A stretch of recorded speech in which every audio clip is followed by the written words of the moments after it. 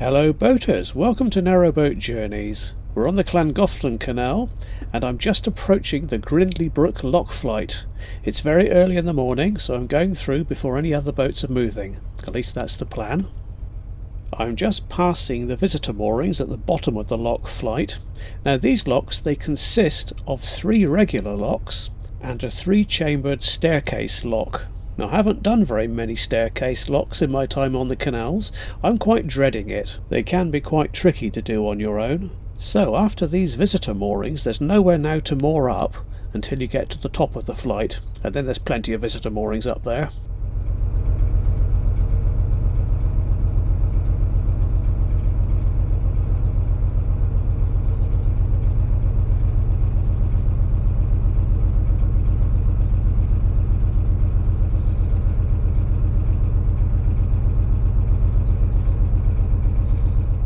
First of all, we need to go under Bridge 27, which is a disused railway line, and then immediately on the other side of that we'll have the first lock.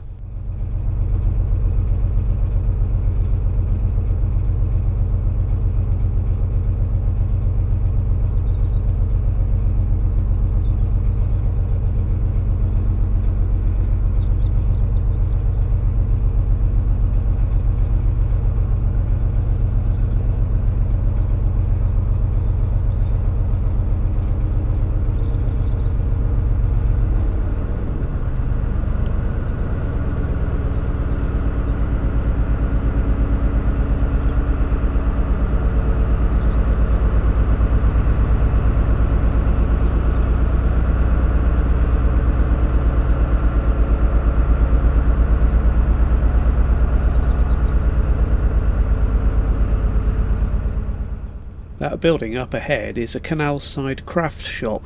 You might want to have a little look in, but you can't really moor your boat here, so you need to be down on the visitor moorings.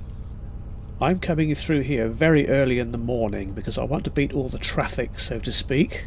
I cycled through here though a few days ago, one evening, and the sun was streaming down onto this part of the canal, and this is a really pretty spot, well worth having a look at.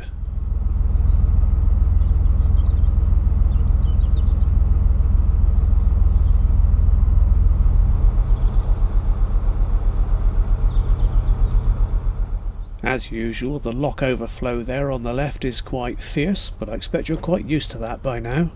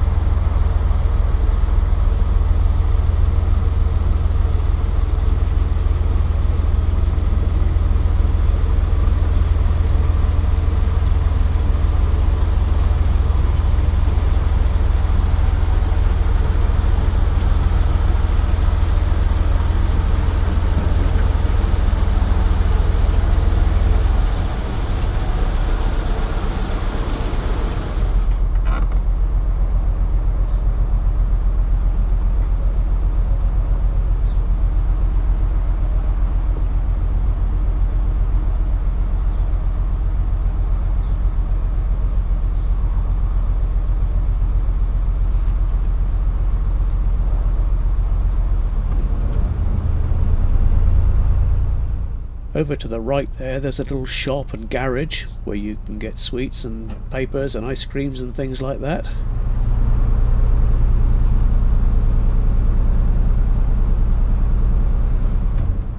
And that's the first lock done. The next one is just up here, just ahead, not far at all.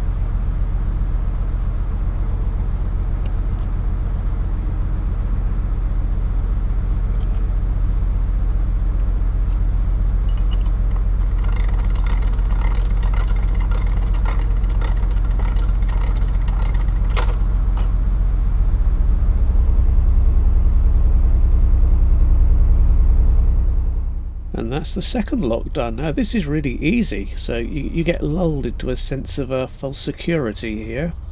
These 3 locks are fine, it's just the staircase that's a bit tricky.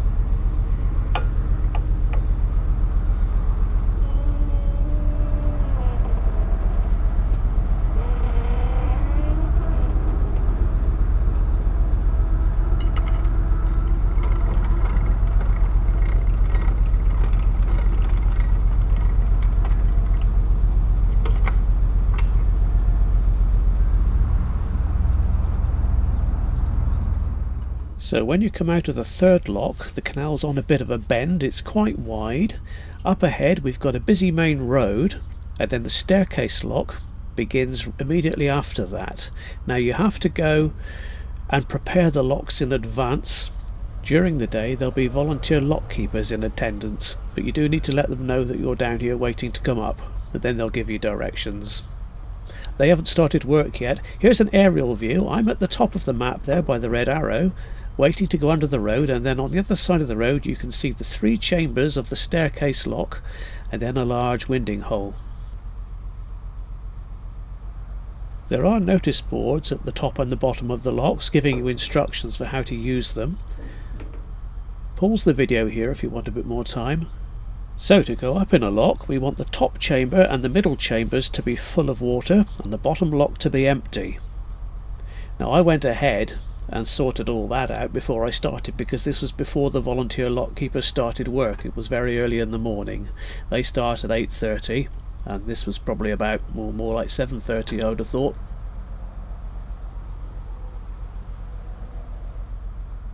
And there I go to get the locks ready, and also to see if there's anyone else on the flight. If there's someone else coming through the locks, we'll have to wait for them. Whilst I was gone, this happened. I didn't know about this until I checked the video.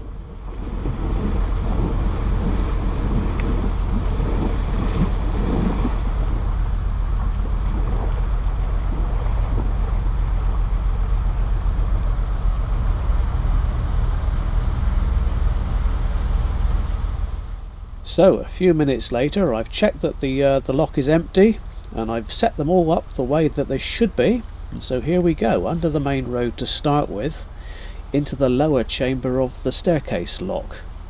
But notice how much the lock gates are leaking. All my setting up was all a bit pointless, to be honest, because by the time I got there the locks were pretty much empty anyway.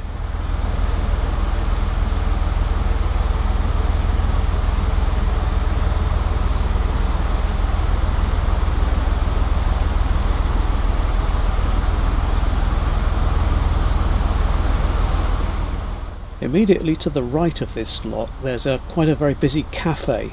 In fact, this whole area on a nice day can get really busy, and there'll be loads of people watching you come through, so If you're at all nervous, that doesn't help.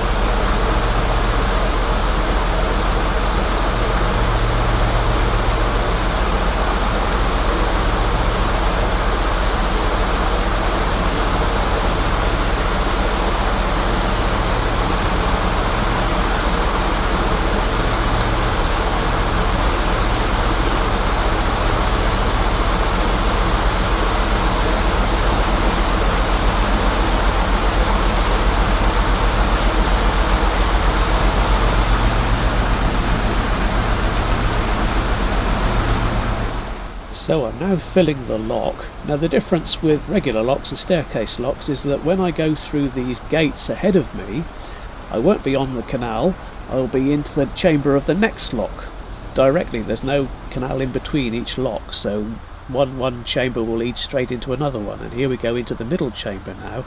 Now because that gate was leaking so badly, I wasn't sure if the water was now going to be deep enough for me to actually float into this chamber. It was, luckily, just about enough.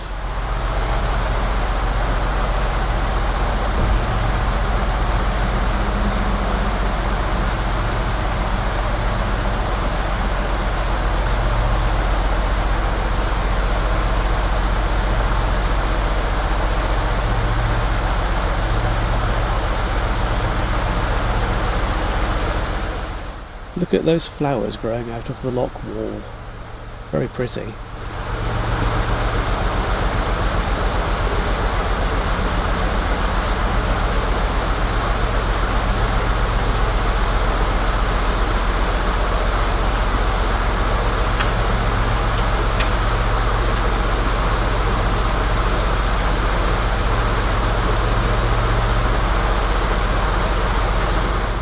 It's a good idea to wear loose clothing if you're doing this sort of thing. There's a lot of climbing involved, especially if you're doing this on your own.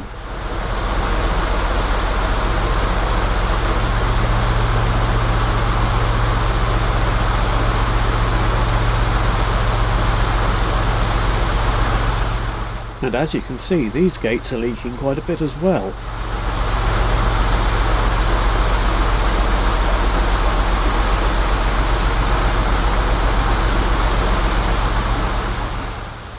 So now I'm filling the middle chamber. No one around, no spectators, no boats moving, it's all nice and quiet. I like it this way.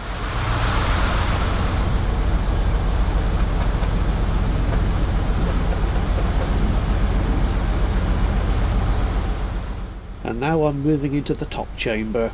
I found it easier to drag the boat rather than to drive it.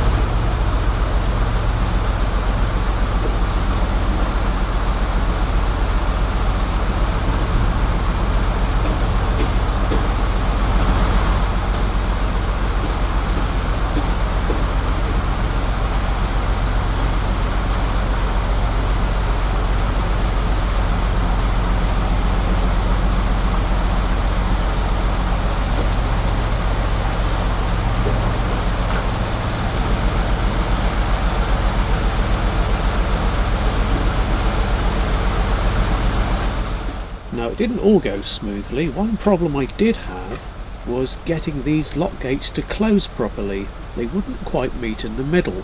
Now normally when that happens, all you need to do is let a bit of water in at the other end, and then the pressure of the water will close the gates. But I tried that several times with these locks, and it wouldn't close. Eventually it did, and I was okay, but there was several minutes faffing around, shall we say.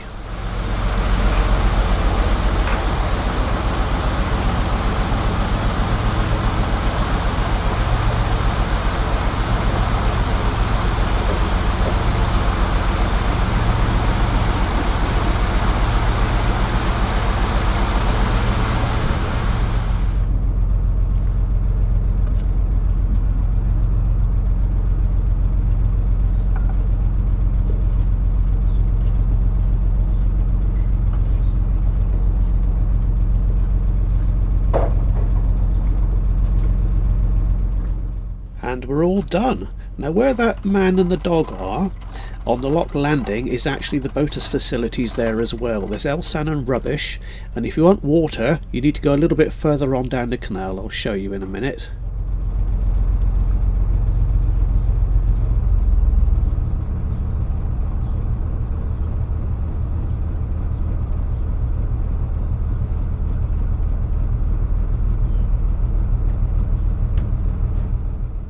This wooden box is quite useful for me being able to climb up onto the roof. A few years ago I used to just jump up there like a little gazelle, but no, I'm getting older now, so I have to climb up on a box.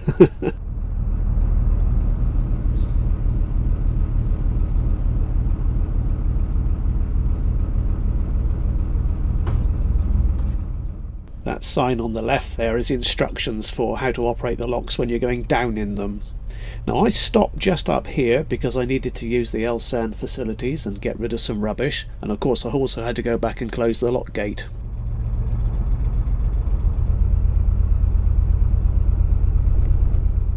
And I also needed some water as well. Now the water points are just up here a little bit further. There's about 3 or 4 of them, I think 4 water points actually, and lots of visitor moorings beyond them. And here we are at the water point. Now this is the end of the video, but it's not the end of my trip, so there won't be any cats, I'm afraid, at this point. After getting the water I carried on from here a bit further. So that's all for today. In the next video we'll be going on through Whitchurch and beyond. So thank you for watching. I'll see you next time.